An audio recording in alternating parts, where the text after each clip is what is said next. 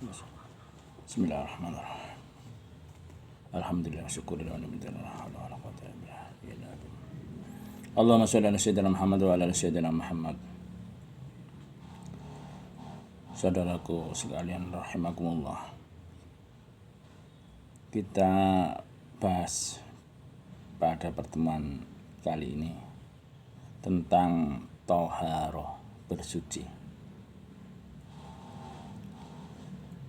Baginda Nabi Muhammad SAW bersabda, agama didirikan di atas kebersihan, dan thaharah, bersuci adalah pembuka pintu sholat. Kita bahas tentang thaharah atau bersuci, yang mana macam-macam bersuci, kurang lebih ada 4 yang dijelaskan Imam Al-Ghazali dalam Ihya Ulumuddin. Ada bersuci dari hadas yang meliputi wudu, mandi, tayamum.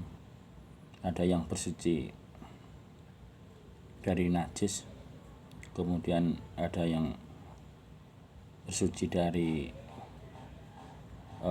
kekotoran hati atau akhlak yang tercela.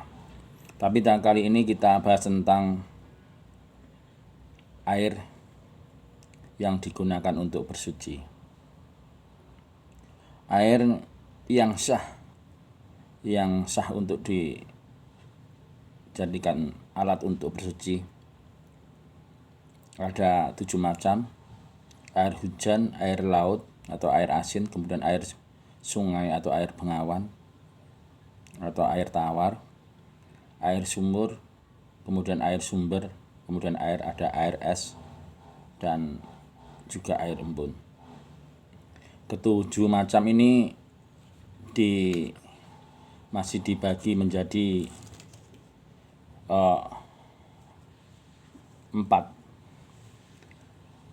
7 air mutlak tadi atau air yang digunakan untuk bersuci itu dibagi menjadi 4 macam. Apa saja 4 macam tersebut? Tsummal miyahu tanqasimu 'alal arba'atin aqsam. Tsummal miyahu tanqasimu 'alal arba'ati aqsam. Kemudian air tersebut dibagi menjadi 4 macam. Ahaduha, satu di antaranya adalah 4 macam air yang terbagi tadi, yang digunakan untuk thaharah. Yang satu adalah thahirun fi nafsihi mutahhirun li ghairihi. Thahirun fi nafsihi mutahhirun li ghairihi. Air yang suci dan mensucikan. Yang pertama adalah air suci dan mensucikan, atau yang biasa disebut dengan air mutlak.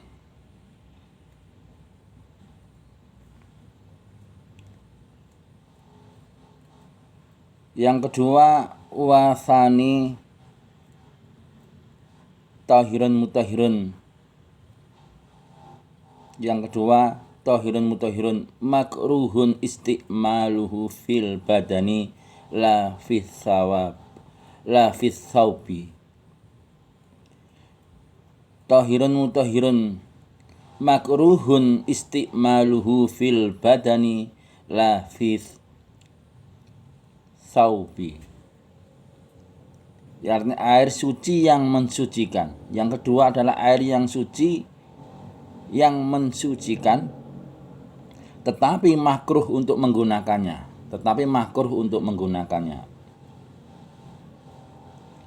Air apa itu? Wahwal ma'ul musyammas, yaitu air yang dipanaskan dengan sengatan terik matahari atau yang dipanaskan sinar matahari. Tapi air yang dipanaskan, kapankah itu air yang dipanaskan dengan sinar matahari itu dihukumi makruh? Ketika dipanaskan menggunakan wadah yang berbahan emas dan perak, itu dihukumi makruh.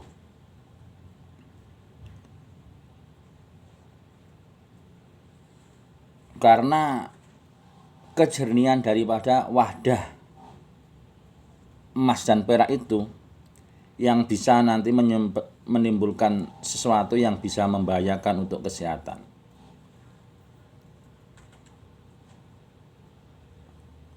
Kemudian apabila air tadi yang dipanaskan dengan sinar matahari itu sudah menjadi dingin lagi, maka hukumnya tidak makruh. Jadi air yang suci mensucikan, tetapi makruh menggunakannya adalah air yang dipanaskan dengan sinar matahari dengan wadah emas yang terbuat dari emas dan perak. Juga dihukumi makruh apabila airnya itu panas, dipanaskan misalnya dengan kompor panas atau dingin sekali. Tadi ketika menggunakan air yang dipanaskan dengan kompor terus airnya panas sekali, atau air yang dari freezer yang sangat dingin sekali, itu juga hukumnya makruh.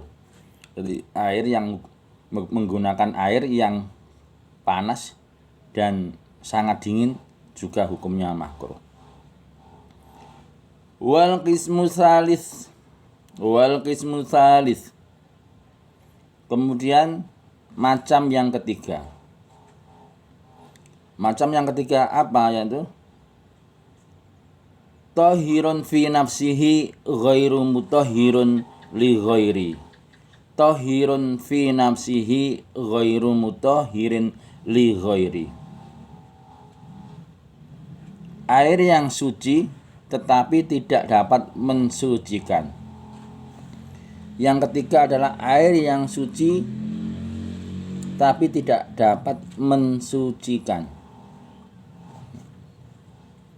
Apa air yang suci tapi tidak dapat mensucikan? Wahwal ma'ul musta'mal. Wahwal ma'ul musta'malu, yaitu air mustakmal. Air mustakmal. Air mustakmal itu air apa? Air mustakmal itu air yang bekas habis dipakai untuk bersuci. Itu termasuk air mustakmal. Air mustakmal itu air yang bekas untuk bersuci atau digunakan habis membersihkan hadas. Itu atau membersihkan najis, itu air mustakmal. Contoh dalam air mustakmal itu, contoh dalam ketika proses wudhu.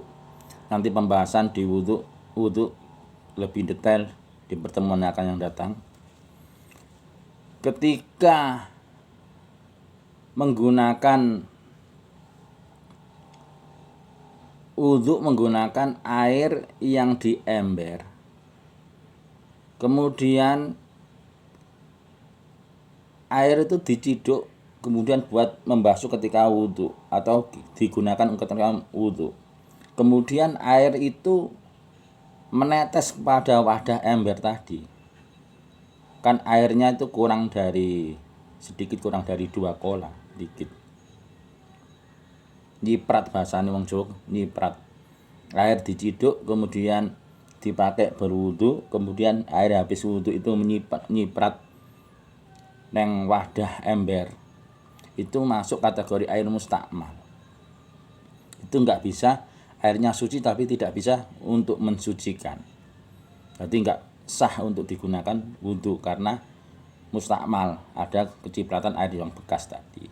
Makanya orang dahulu ketika airnya itu sedikit ketika bersuci, untuk digunakan untuk bersuci atau mandi, itu ditaruh di wadah semacam gentong, atau orang dulu namakan yang gendong kecil itu padasan, ditutup dikasih pancuran. Nah, maka airnya itu mengalir. Nah, itu sah. Itu airnya mengalir, itu bisa digunakan untuk bersuci. Tapi ketika wadahnya di bawah, kemudian diciduk, dipakai membasuh atau berwudu, kemudian airnya tadi menetes lagi ke wadah ember tadi yang ada airnya untuk bersuci, maka airnya masuk kategori mustakmal. Air bekas yang maksudnya yang suci tapi tidak bisa mensucikan.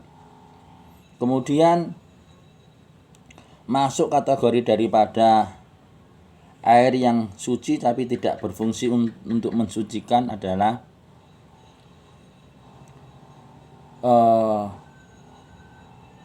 air yang ditaruh di ember kemudian kemasukan mawar, air mawar. Nah, air mawar. Airnya sedikit kemudian kemasukan. Nah, ini merubah sifatnya. Kemudian air itu kan dinamakan air bunga mawar. Karena airnya sedikit di dalam baskom atau ember, kemudian kemasukan air dari bunga mawar atau air mawar, atau itu merubah sifatnya menjadi air mawar. Nah, ini air suci tapi tidak bisa mensucikan. Itu kalau prosesnya, kalau airnya sedikit atau kurang dari 2 kolah. Kalau airnya banyak, semacam kayak jeding atau kamar mandi yang besar itu, yang lebih dari 2 kolah, kalau enggak merubah dari pada sifat dan zatnya, maka hukumnya sah, bisa mensucikan. Termasuk juga dalam proses mandi besar atau mandi hadas besar. Itu ketika sudah niat membasuh tubuh, ketika niat untuk mandi besar, nah itu ghusl mandi besar. Ketika badannya ada misalnya kosmetik semacam makeup lulur atau mungkin ada sampo atau keramas atau sabun, didahului itu dulu, belum diguyur, kemudian disiram airnya, disiram air mandi itu tidak sah, tidak, karena airnya masuk kategori bercampur dengan mustakmal. Jadi prosesnya harus ketika niat mandi besar, hadas besar, maka airnya itu harus disiramkan sekujur dalam tubuh dengan air mutlak, air yang murni, membasahi seluruh tubuh, semuanya basah. Kemudian baru setelah sudah basah semua dari ujung rambut sampai ujung kaki, baru boleh pakai sabun atau keramas. Itu lebih lanjut dibahas dalam bab mandi. Makanya dalam proses mandi besar jinabat itu, sebelum disunahkan membersihkan kemaluannya, juga disunahkan wudhu terlebih dulu sebelum mandi besar atau menghilangkan hadas besar. Tuh. Lebih lanjut dibahas di bab tentang mandi. Kemudian yang ketiga ini tadi air mustakmal, air yang suci tapi tidak dapat mensucikan, atau air mustakmal. Kemudian yang keempat,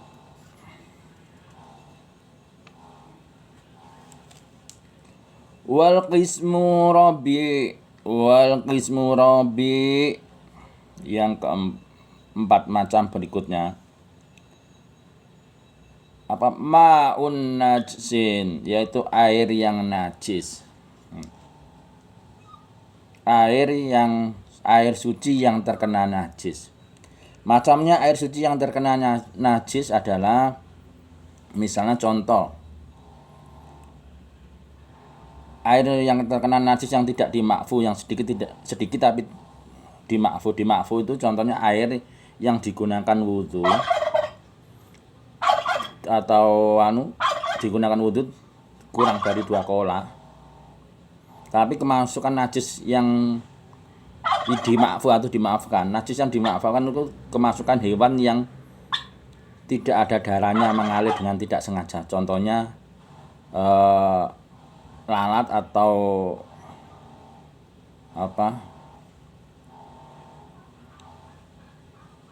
semut. Nah, dengan tidak sengaja kemasukan semut atau lalat dalam air yang suci yang kurang dari 2 kola, ini dimaafkan.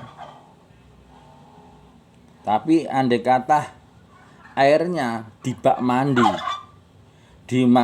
mandi atau baskom, itu airnya kurang dari 2 kola. Ukuran 2 kola itu gampangannya ya 20 ember sedang, 20 ember timbo. Nah, ember yang 20 ember atau itu ukuran kurang lebih 2 kola. Itu kalau kurang 2 kola kemasukan tainya cicak, nah itu najis, maka itu hukumnya airnya najis. Begitu juga kalau airnya itu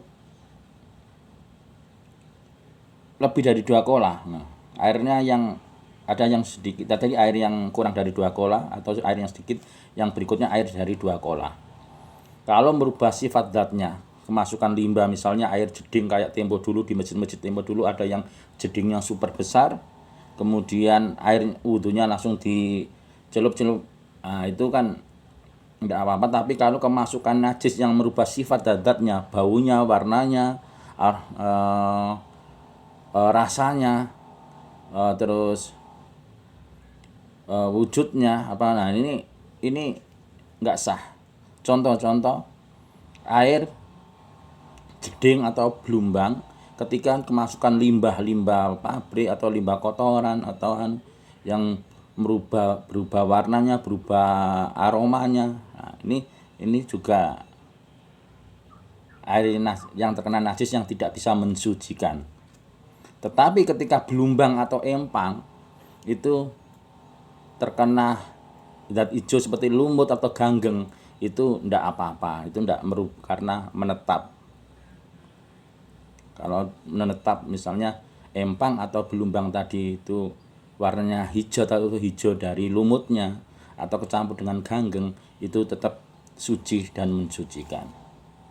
Itu macam-macam daripada 4 macam daripada air yang digunakan